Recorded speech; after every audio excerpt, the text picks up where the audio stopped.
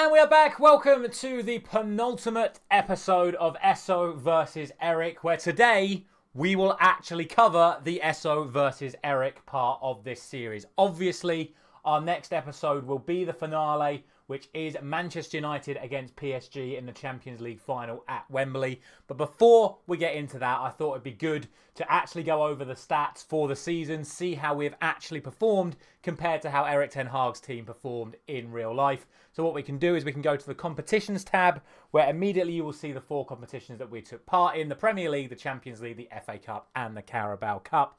Now, just for visual purposes, I have actually hidden my face cam for this bit because it would actually cover up all the Carabao Cup stuff. But we will start with the Premier League, where you will see immediately there has been a massive improvement in terms of table position. In real life, Manchester United finished 8th. On this series, I have managed to guide Manchester United to a 3rd place finish in the Premier League table with a points tally of 75. Now, that is a significant improvement on where Manchester United finished in real life. In real life, Manchester United finished 8th with a points tally of 60. So that is 15 extra points over the real life performance. We only actually won 3 more games, but the massive improvement comes in the lack of defeats. We only had 5 defeats in the Premier League on this series compared to 14 in real life. And we also had an additional 6 draws on top of Manchester United's original 6. Also, you will notice a significant improvement in regards to the goal difference as well. Obviously, Manchester United in real life finished on a negative goal difference for the first time in their Premier League history, finishing on -1 goal difference after scoring 57 and conceding 58.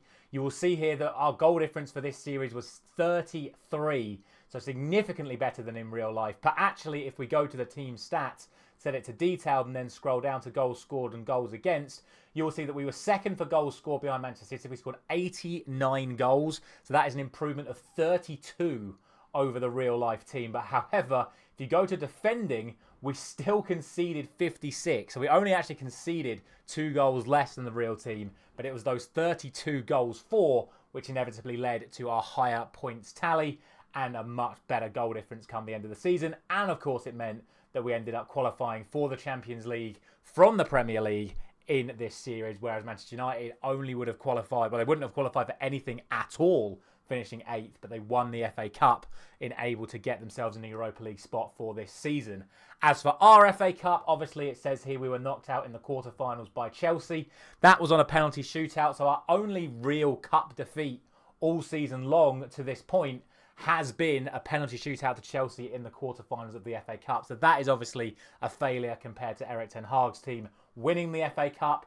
On the flip side of that, though, we did win and we did defend the Carabao Cup that Erik ten Hag's Manchester United won 2 seasons ago in real life. It was a 4th round knockout to Newcastle at home, a rather embarrassing defeat for Manchester United that night. So a good thing put right in terms of that tournament, obviously winning it for the purposes of this series. And then, of course, finally, in terms of competition, a massive, and probably the best improvement from all aspects of this series. We have got to the Champions League final to play PSG in Friday's season finale. And obviously Manchester United were knocked out bottom of their group in the group stage of the Champions League in real life. This is the achievement I'm most proud of. Obviously, I would have loved to win the Premier League, and I still think finishing on 75 points and getting a Champions League spot is pretty good for this series. But to actually make a Champions League final, whether we win it or not, is probably the best achievement that I've got on this series. That sort of wraps up the whole Esso versus Erik in terms of the team performance. Now let's have a look at some individual tallies as well. So our top scorer on this series was Marcus Rashford, or still could change obviously with that Champions League final to come. But he is ending the season on 19 goals. In real life, Manchester United's top scorer was Rasmus Højlund with 16. In terms of assists, it's Bruno Fernandes on 11. It was also Bruno Fernandes in real life on 10. So not too much difference in terms of goals and assists. Our highest rated player across the season was Marcus Rashford, which obviously was not the case when it comes to the actual season in terms of Manchester United. It was definitely Bruno that was our highest performing player last season. And then if we actually sort it by the individual stats, you can see that we have had some pretty good goal scorers across the entirety of the series. Rashford's 19, backed up by Bruno's 17. Højlund has still got 14 despite his injury concerns. Martial has still managed to pitch in with 11. Ahmad, who's been a revelation on this series, has got 8 goals and 7 assists. McTominay from the start of the season getting his 8 goals playing up front. Eriksson has been a fantastic utility player across multiple competitions. Same with Mainu, 5 goals and 9 assists for Kobbie Mainu. He's been fantastic.